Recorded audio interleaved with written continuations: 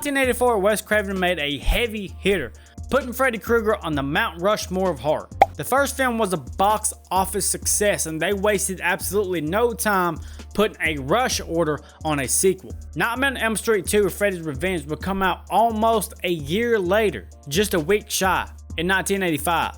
Once again, this sequel was a box office success, which is really surprising because Wes Craven didn't want anything to do with the movie.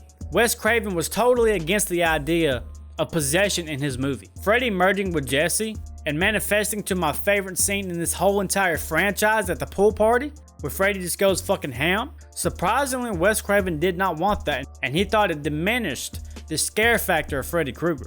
But they would not stop there. They would rush this sequel out. And rush they did. One of the most well-known facts about this movie is that they actually tried recasting Robert Englund in early production.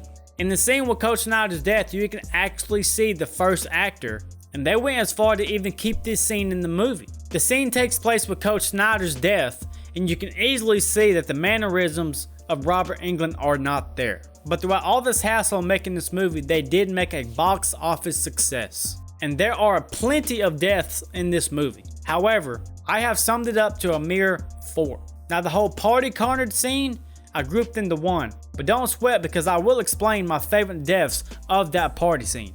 Nightmare on Elm Street 2: Freddy's Revenge jumps 5 years into the future, and we now follow Jesse as our main male lead. Coincidentally, him and his family has moved into the old Nancy Thompson house and eventually finds her diary. Freddy's possession of Jesse is kind of a slow burn, but once it gets there, you really get to see Robert Englund shine in this one. Yes, he was really scary in the first one, but there is something really special about his portrayal, in my opinion, in this second one. So if you guys are ready, I know that was a long intro, let's get down to these kills. Alright, from the jump, you probably already guessed this. My favorite kill in this movie and in the entire franchise is this party scene. You have at least 7 if not more kills in this sequence. You have people getting slashed in the face, getting gutted in the stomach. You have the water boiling up. You have the pool set on fire.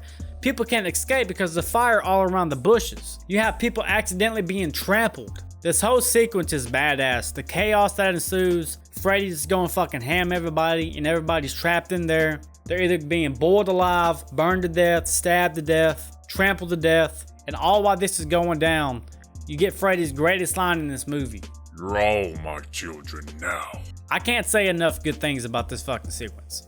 If you've seen this movie, you know what I'm talking about. It's just a pure fucking badass Freddy Krueger moment. And you have a lot of funny moments, scary moments in the franchise, but I think this is the only one off the top of my head where Freddy just legit goes fucking AWOL. He goes fucking ham. He popped a fucking molly, he popped some fucking speed, did some little cocaine, and he fucking killed all these motherfuckers, man. It doesn't get any better than this. Alright, coming in at my number 2, my second favorite is Ron's death. Ron is a character in this movie that I just really grew to love. You know, him and Jesse legit was at blows throughout the first of the movie, but they finally found their footing. Once Jesse and Ron really started to bond with each other, you can see how good of a guy Ron really is. And Ron being the good friend that he is, that bedroom scene where Jesse asks Ron to watch him, just do something if something goes wrong while he falls asleep. You know it's not going to end well. However, Ron's going to be skeptical about the things that's going on, naturally. But if we're talking about the death itself, it is really gruesome fucking death. Could you imagine the horror Ron had to endure when he saw his really good friend Jesse being fucking sliced in half?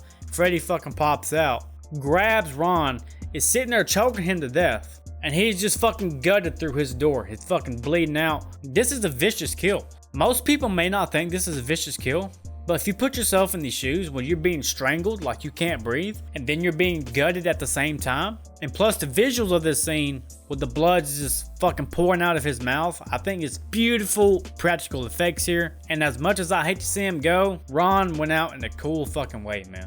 So props to you, Ron. You was a real one. Alright, coming in at my number 3, it will be the ending.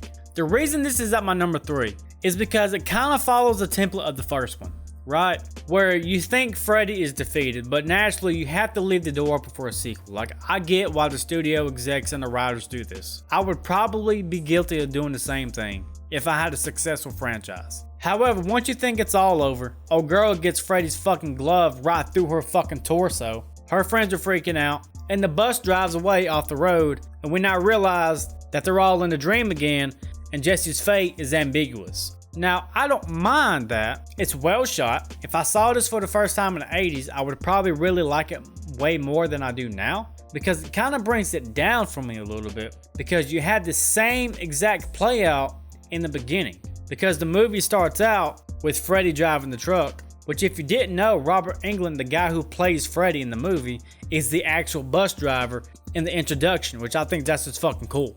But the first time you did this sequence, it was fucking badass. It was a nice introduction to this movie. But then it gets more character driven with Jesse and Lisa and their bondage and Ron's death and the party scene. And once it all comes to a conclusion, you're gonna kind of rehash the ending of the first film and kind of rehash the intro scene you did. It's really just a redundancy that kind of brings this down for me.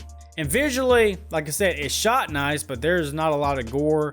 And I'm not saying you need gore for a good kill, nothing like that. It's just kind of the same old, and that's why it's number 3 on my list. Now, number 4 on my list, the very last one, my least favorite of this movie is Coach Snyder's death. The reason being, as I mentioned earlier, is that this scene plays out and it's just kind of awkward in the sense that you have this guy who's not Robert Englund coming in. He just looks like fucking ridiculous, honestly.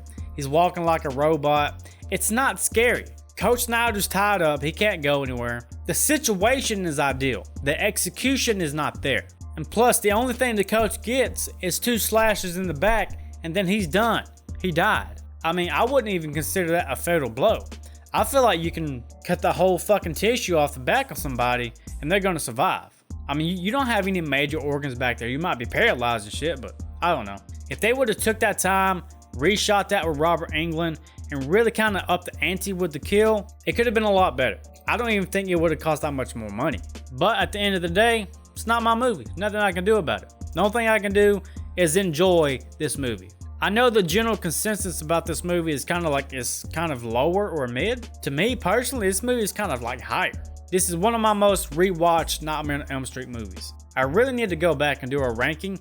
We did one a long time ago, but I guarantee you if I did it today, it would be probably drastically different than back then. Because I don't even remember where I put to back then. It's been so fucking long. Let me know what you thought. How would you rank these victims' death? Does it differ from mine? If so, drop it in the comments. And also, what do you think happened to Jesse? Do you think he survived? Do you think he rode off into oblivion? That his fate was sealed? Let me know down in the comments. I love conspiracy theories and theories when it comes to endings of horror movies. But that's gonna wrap this video up, and I can't wait to see you guys next time where we do Nightmare on Elm Street 3, The Dream Warriors. I love all you guys. Until next time, adios.